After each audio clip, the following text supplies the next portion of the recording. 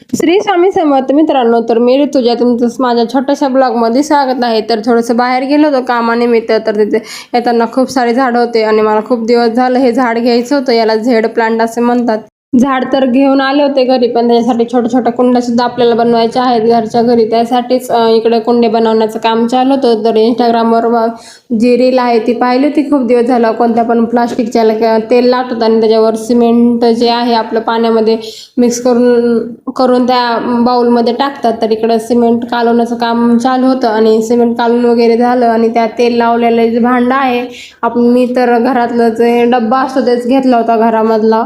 तर त्या भांड्याच्या आकाराचं नंतर तयार होतं. तर ते अशा पद्धतीने सिमेंट त्याच्यामध्ये टाकून असे टॅप टॅप करत गेले की ते असं स्थिर होत राहतं. मग स्थिर झालं का आपल्याला हवं आहे ते त्यामध्ये ॲड करत राहायचं. तर मी खाली 4 असे खिळे ॲड करणार आहे आणि वरी बांधण्यासाठी 2 पेन्सिल ज्या घेतल्या आहेत त्यानंतर काढून त्याचे छिद्र तयार होतील अशा पद्धतीने 2 पेन्सिल सर्वात प्रथम वरी टाकून घेतल्या. आणि नंतर माझ्याकडे छोटासा ग्लास होता जो की लहान लेकराचा पाणी प्यायचा वगैरे असतो, तो घरामध्ये होता. तर तोच घेतला होता मी आणि त्याच्यामध्ये नंतर पाणी टाकून आपण कोणतं पण मनी प्लांट किंवा झेड प्लांट कोणतं पण जे पाण्यामध्ये राहतं असं प्लांट त्याच्यामध्ये टाकू शकतो. तर अशा पद्धतीने लावायचं काम चालू होतं, पण ते काय बसतच नव्हतं. त्याला वाकडं तिकडं करून त्याच्यामध्ये कसं तरी सिमेंट घालून एकदाचं सेटल करून घेतलं होतं आणि ग्लास तर सेट झाला होता. नंतर त्याच्याच खाली 4 आपल्याला खेळ सुद्धा ठेवायचे होते. तर ते थोडंसं सेटल झाल्याच्या नंतर मी त्यात टाकून दिले होते. तर ते अशा पद्धतीने छान नंतर सेट करायसाठी ठेवलं होतं आणि सकाळी उठलं झालं की नाही बरोबर निघेल का नाही याची थोडीशी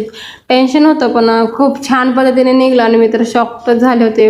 एवढं छान पद्धतीने निघतं. मला वाटलं आता डब्बा तर होतोय खराब, माझी सासूबाई खवळतात काय की. तर पुढचा व्हिडिओ पाहायला विसरू नका. तर त्याच्यानंतर पुढच्या व्हिडिओमध्ये आपल्याला कलर वगैरे देणार आहे आणि कसं झाड सेट करणार आहे पाहणार आहोत.